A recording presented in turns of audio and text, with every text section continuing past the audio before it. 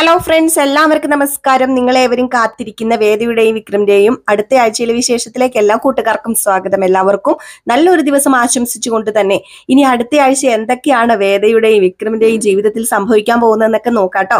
അപ്പൊ അതിനു മുമ്പായിട്ട് ആരെങ്കിലും നമ്മുടെ ചാനൽ ആദ്യമായിട്ട് കാണുന്നുണ്ടെങ്കിൽ ഒന്ന് സബ്സ്ക്രൈബ് ചെയ്ത് വെക്കണം. അതിനോടൊപ്പം മാക്സിമം എല്ലാവരും ഒരു ലൈക്കും കൂടെ തന്നിട്ട് നമ്മുടെ വീഡിയോ കാണാൻ വേണ്ടി ശ്രദ്ധിക്കണേ.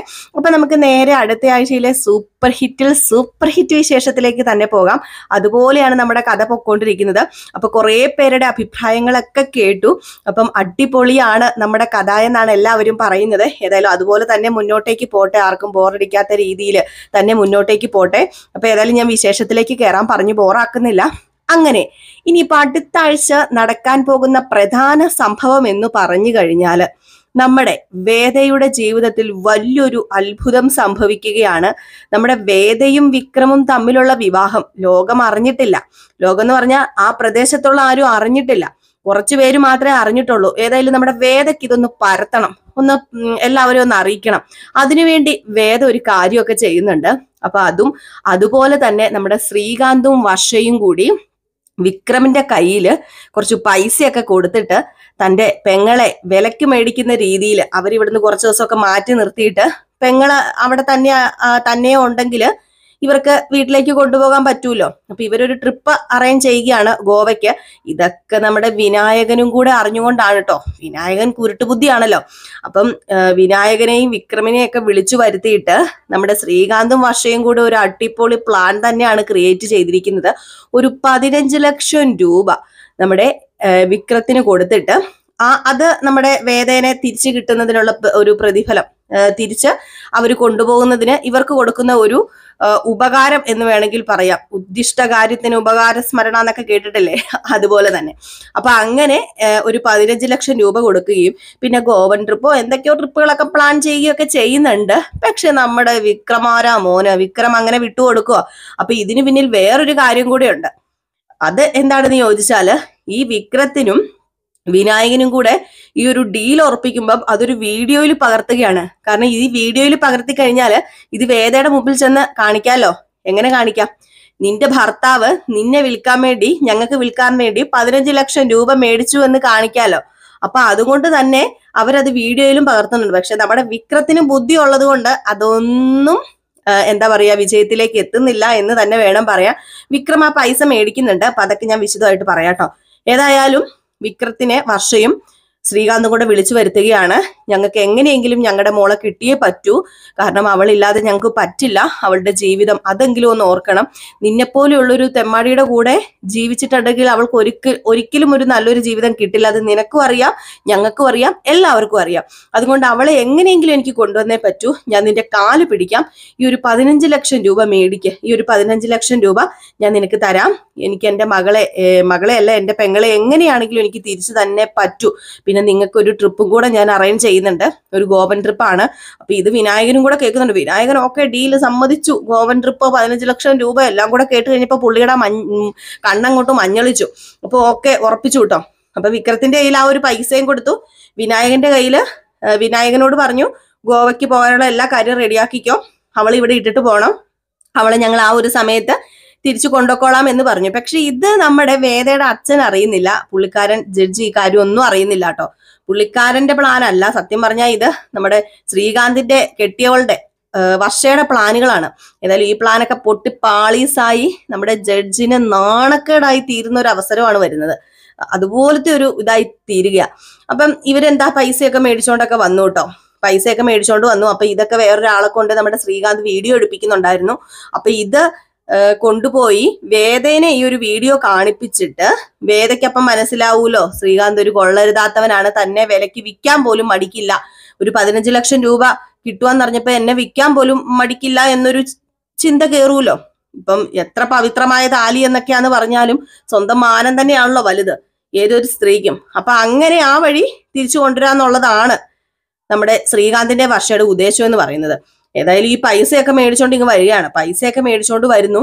ഈ സമയത്ത് വീട്ടിലെത്തുമ്പം നമ്മുടെ വേദ ഇങ്ങനെ തുണിയൊക്കെ വിരിച്ചോണ്ടിരിക്കുകയാണ്. അപ്പൊ തുണിയൊക്കെ വിരിച്ചോണ്ടിരുന്നപ്പോഴത്തേക്ക് ഓഹോ നീ വീട്ടിലെ അധികാരമൊക്കെ ഏറ്റെടുത്തോന്ന് ചോദിച്ചു. അപ്പം പറഞ്ഞു അതെന്താ എനിക്ക് ഈ വീട്ടിൽ അധികാരം ഇല്ലേ, ഈ വീട്ടിലെ മരുമോളാ ഞാൻ, ആ അധികാരം എനിക്ക് ഉണ്ടെന്ന് പറഞ്ഞപ്പം നിനക്ക് ഈ വീട്ടിൽ വലിയ വിലയും അധികാരവും ഒക്കെ ഉണ്ട്, അല്ലെങ്കിൽ നിനക്ക് വലിയ വിലയാടി എന്നിങ്ങനെ പറഞ്ഞു. എനിക്ക് വിലയോ? നിന്റെ വില കേൾക്കണോ നിനക്ക്?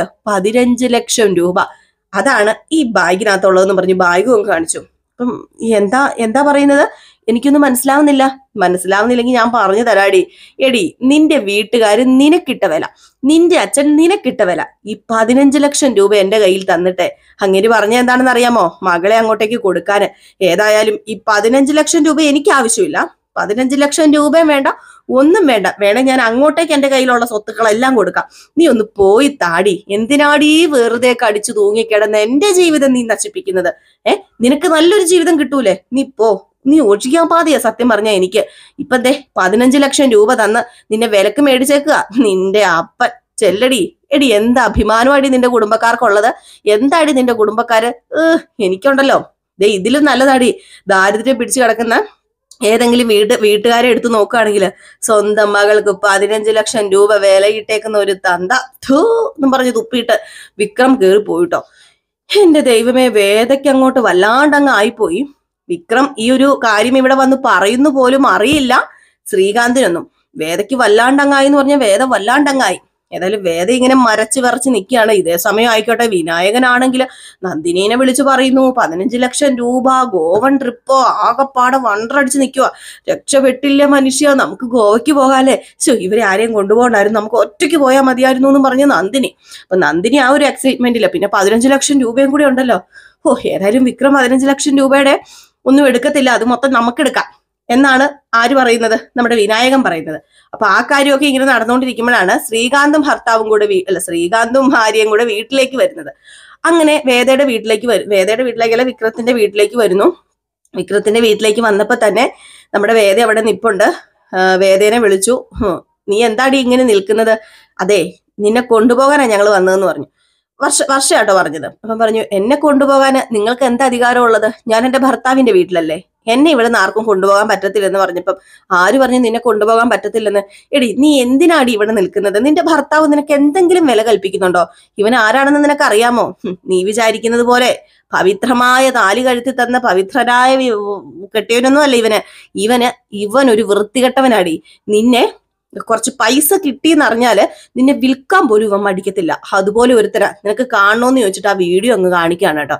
ഈ വീഡിയോ കണ്ടത് ഇങ്ങനെ ചിരിച്ചോണ്ട് നമ്മുടെ വേദ അങ്ങ് നിൽക്കുക, ഒരു കൂസലും ഇല്ല. പക്ഷെ അവിടെയുള്ള ബാക്കിയെല്ലാവരും ഞെട്ടിപ്പോയി, പ്രത്യേകിച്ച് വിനായകൻ. അയ്യോ, ഇയാളെന്താ ഈ കാണിക്കുന്നത്? ഇയാൾ ഇത്രയൊക്കെ ചെയ്തിട്ട് ഇതൊക്കെ ഇവിടെ കൊണ്ടുവന്ന് കാണിക്കുന്നത്? എന്റെ ദൈവമേ, ഞാനുള്ള വീഡിയോ എങ്ങാനും കാണുമോ അതിനകത്ത് എന്റെ ഈശ്വരാന്ന് പറഞ്ഞ് വിനായകൻ അവിടെ നിൽക്കുന്നു. അപ്പോഴത്തേക്കും വേദ ഒരു കൂസലും ഇല്ലാതെ ചിരിച്ചോണ്ട് നിൽക്കുക. ചിരിച്ചോണ്ട് നിന്ന് കഴിഞ്ഞിട്ട് വീഡിയോ കഴിഞ്ഞോ എന്നിങ്ങനെ വേദ ചോദിച്ചു, നിനക്കിത് കണ്ടിട്ട് ഒന്നും തോന്നുന്നില്ലേടി എന്ന് ചോദിച്ചു. എനിക്കെന്ത് തോന്നാനാ, എനിക്കിത് കണ്ടിട്ട് ഒന്നും തോന്നുന്നില്ല. പിന്നെ നിങ്ങൾ ഇവിടുന്ന് പോകുന്നതിന് മുമ്പേ ഞാനൊരു കാര്യം തരാം എന്ന് പറഞ്ഞ് ആ ബാഗ് എടുത്തുകൊണ്ട് വന്നിട്ട് ഇത് പോകുമ്പം കൊണ്ടുവെക്കോ, എന്നിട്ട് ഇതൊക്കെ എൻ്റെ അച്ഛൻ്റെ പരിപാടിയായിരിക്കും അല്ലേ, അച്ഛനോട് പറ ഈ മോൾക്ക് വിലയിടാൻ മാത്രം അച്ഛനായിട്ടില്ല. അച്ഛനെയൊക്കെ ഞാൻ ഒരു നല്ലൊരു ആളായിട്ടാ എൻ്റെ ജീവിതത്തിന് മാതൃകയാക്കി ഞാൻ ഇത്രയും നാളും ഞാൻ ജീവിച്ചത്. എൻ്റെ അച്ഛന് എനിക്കെന്തോ ദൈവം തന്ന ഭാഗ്യമായിട്ട് സമ്പത്തായിട്ട് എൻ്റെ അച്ഛനെയൊക്കെ ഞാൻ കണ്ടത്. പക്ഷെ ആ മോൾക്ക് 15 ലക്ഷം രൂപ വിലയിട്ട അച്ഛനോട് പോയി പറഞ്ഞേരെ, ഈ വേദയ്ക്ക് ഇനി അങ്ങനെ ഒരു അച്ഛനില്ല, വേദയുടെ അപ്പൻ മരിച്ചു പോയെന്നങ്ങ് ചെന്ന് പറഞ്ഞേക്കാൻ പറഞ്ഞു. ആകെപ്പാടെ ഞെട്ടിപ്പോയില്ലേ. ശ്രീകാന്ത് പറഞ്ഞു, മോളെ നീ എന്തൊക്കെയാ ഈ പറയുന്നത്? അത് പിന്നെ ഇവനല്ലേ 15 ലക്ഷം രൂപ മേടിച്ചത്? നിർത്ത്, കൂടുതൽ ഇങ്ങോട്ടൊന്നും പറയണ്ട. എന്റെ ഭർത്താവ് നല്ലവനാണോ, എന്റെ ഭർത്താവ് കൊള്ളരുതാത്തവനാണോ എന്ന് ഞാൻ തീരുമാനിച്ചോളാം, ഞാൻ സഹിച്ചോളാം. അതിന് വേറെ ആരും പങ്കിടാൻ വരണ്ട, വേറെ ആരും എന്റെ ഭർത്താവിൽ നിന്ന് എന്നെ പിരിക്കാനും വരണ്ട, പൊക്കോണം, എന്റെ വീട്ടിൽ നിന്ന് ഇപ്പൊ ഇറങ്ങിക്കോണം എന്ന് പറഞ്ഞു. വർഷയും ശ്രീകാന്ത് സത്യം പറഞ്ഞ ത്രീച്ചയായിട്ട് അവിടുന്ന് പോകുന്നത്. ഇതേ സ്പോട്ടിൽ തന്നെ നമ്മുടെ വേദ വിളിക്കാണ്. ആരെ? വേദയുടെ അച്ഛനെ. അങ്ങനെ ജഡ്ജിനെ വിളിച്ചിട്ട്, അച്ഛൻ കാണിച്ചതുണ്ടല്ലോ, അത് ഒരു തരത്തിൽ പറഞ്ഞാല് ഒരു വിലയില്ലാത്ത കളിയാ അച്ഛൻ ഇപ്പൊ കളിച്ചത്. സ്വന്തം മകൾക്ക് 15 ലക്ഷം രൂപ വിലയിട്ട അച്ഛനെ ഞാൻ ഇങ്ങനെയൊന്നും അല്ല കണ്ടത്. അച്ഛനെ ഞാൻ ബഹുമാനിച്ചിരുന്നു, ദൈവത്തിന്റെ സ്ഥാനത്ത് കണ്ടിരുന്നു. അങ്ങനെ കണ്ട എന്നെ അച്ഛൻ 15 ലക്ഷം രൂപയ്ക്ക് വിലയിട്ട് എന്നെ വിൽക്കാൻ ശ്രമിച്ചല്ലേ, വിലക്ക് മേടിക്കാൻ ശ്രമിച്ചല്ലേ എന്നിങ്ങനെ ചോദിക്കുകയാണ്. ഇത് കേട്ടപ്പോഴത്തേക്ക് എന്താ മോളെ നീ പറയുന്നത്, എനിക്കൊന്നും മനസ്സിലാവുന്നില്ല. അച്ഛനൊന്നും മനസ്സിലാവുന്നില്ലല്ലേ? അച്ഛനൊന്നും മനസ്സിലാവില്ല. ദേ ഇരി, ഇങ്ങനെ ഒരു മോളുണ്ടെന്ന് പറഞ്ഞ് അച്ഛൻ എന്നെ വിളിക്കുകയോ ഞാൻ അങ്ങോട്ടേക്ക് വരുന്നു പ്രതീക്ഷിച്ചോ ഇരിക്കണ്ട. ഞാൻ എന്റെ ഭർത്താവിന്റെ വീട്ടിൽ സുഖത്തില് സൗകര്യത്തോടു കൂടി തന്നെയാ ജീവിക്കുന്നത്. ഇത്രയും മാത്രമേ എനിക്ക് പറയാനുള്ളെന്ന് പറഞ്ഞിട്ട് ഫോൺ കട്ട് ചെയ്തു കേട്ടോ.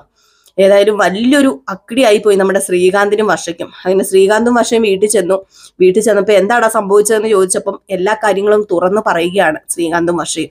ഇത് കേട്ടതേ നമ്മുടെ ജഡ്ജാകമാനം ഉരുകിപ്പോയി. ഒന്നും പറയാൻ പറ്റത്തില്ലാത്തൊരവസ്ഥ.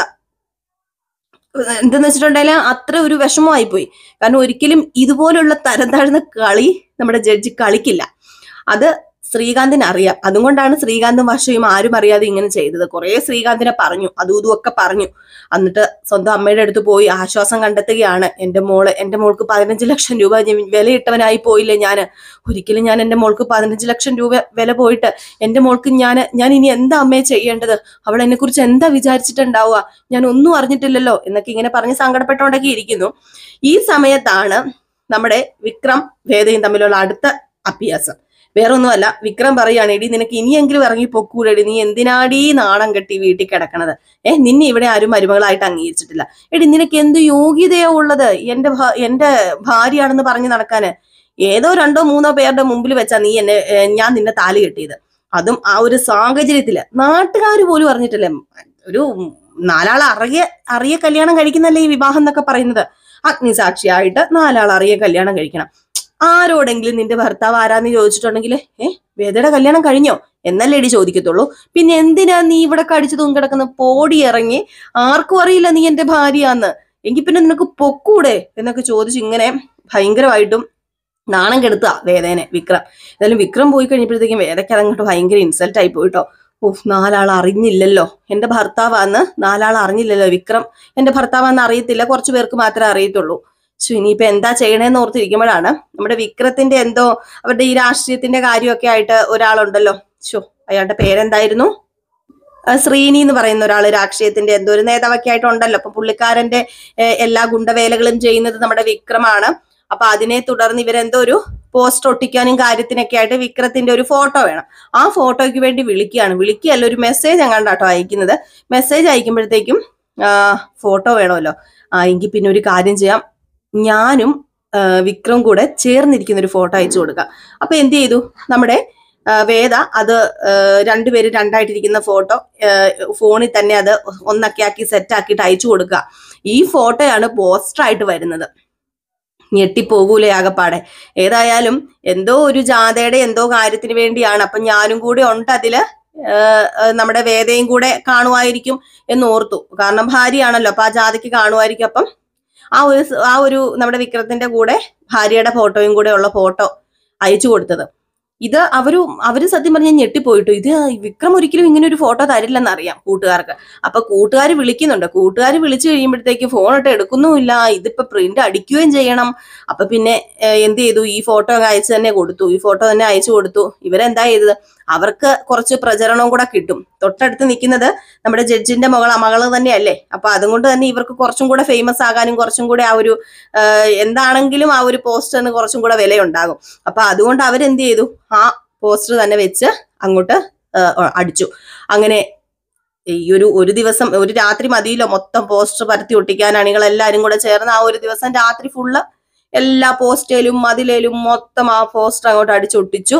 അതിന്റെ അടിയിൽ എഴുതിയിട്ടുമുണ്ട് മറ്റേ വിക്രമിന്റെ ഭാര്യ എന്ന് ആ ഒരു ഇതും ജാഥയിൽ പങ്കെടുക്കുന്നു എന്നും പറഞ്ഞ് എഴുതിയിട്ടുമുണ്ട്.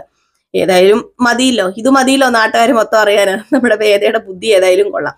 ഇത് ഫസ്റ്റ് നേരം വെളുത്ത് വന്ന് കാണുന്നത് ആരാ? നമ്മുടെ രാധ കണ്ടാ സഹിക്കുവോ? ഓഹോ, അവൻ ഇതെന്താ കാണിച്ചിരിക്കുന്നത്?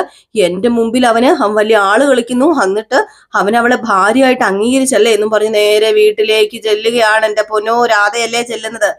വിക്രത്തിന്റെ മുമ്പ് ചെന്നിട്ട് നീ എന്താടാ കാണിക്കുന്നത്? നീ ഇവളെ ഇഷ്ടമല്ല, ഇവളെ കൊണ്ടുവിടുന്നൊക്കെ പറഞ്ഞിട്ട് നീ ഇപ്പം ഇവളെ നിന്റെ ഭാര്യയായിട്ട് കണ്ടില്ലേടാ, നാട്ടുകാരുടെ മുമ്പിൽ നീ കാണിച്ചു കൊടുത്തില്ലേടാ എന്നൊക്കെ പറഞ്ഞപ്പോഴത്തേക്ക് നീ എന്തൊക്കെയാ രാധ ഈ വിളിച്ചു പറയുന്നത്? വെളുപ്പാങ്കാലത്ത് നീ വല്ല സ്വപ്നം കണ്ടിട്ട് ഇങ്ങോട്ട് വന്നാണോ എന്ന് ചോദിക്കുമ്പോ ഇത് എന്താടാന്ന് പറഞ്ഞ ആ പോസ്റ്റർ അവിടെ നിന്ന് ഒരെണ്ണം വലിച്ചു കീറിക്കൊണ്ട് വന്നതെന്ന് വെച്ച് കാണിക്കുക.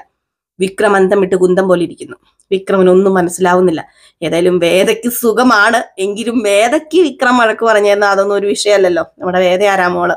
അങ്ങനെ വേദ വിക്രത്തിന്റെ ഭാര്യയാന്ന് 4 ആൾ അറിയാണ്. പിന്നെ വേറെ കുറച്ച് സംഭവങ്ങളൊക്കെ ഉണ്ട്. ഒരു വിവാഹമൊക്കെ നടത്തുന്നുണ്ട് കേട്ടോ. ഇവര് രണ്ടാമതൊരു വിവാഹമൊക്കെ നടത്തുന്നുണ്ട്. നമ്മുടെ ഈ ഒരു പാർട്ടിക്കാരൊക്കെ ചേർന്ന് വേദയ്ക്കും വിക്രത്തിനും ഒരു പാർട്ടിയൊക്കെ കൊടുക്കുന്നു. അതിൽ വിവാഹമൊക്കെ നടക്കുന്നുണ്ട് കേട്ടോ. അതൊക്കെ നമുക്ക് കാത്തിരുന്ന് തന്നെ കാണാം. അപ്പൊ ഇതൊക്കെ കോർത്തിണക്കിക്കൊണ്ട് ഒരു വിശേഷമാണ് നമ്മൾ അടുത്ത ആഴ്ച കാണാൻ പോകുന്നത്. ആരും മിസ് ചെയ്ത് കളയരുത് കേട്ടോ. അപ്പൊ എല്ലാവരും കാണുക, നല്ല കഥ തന്നെയാണ്. അപ്പം അടുത്ത വിശേഷവുമായിട്ട് കാണാം. Tata, bye bye.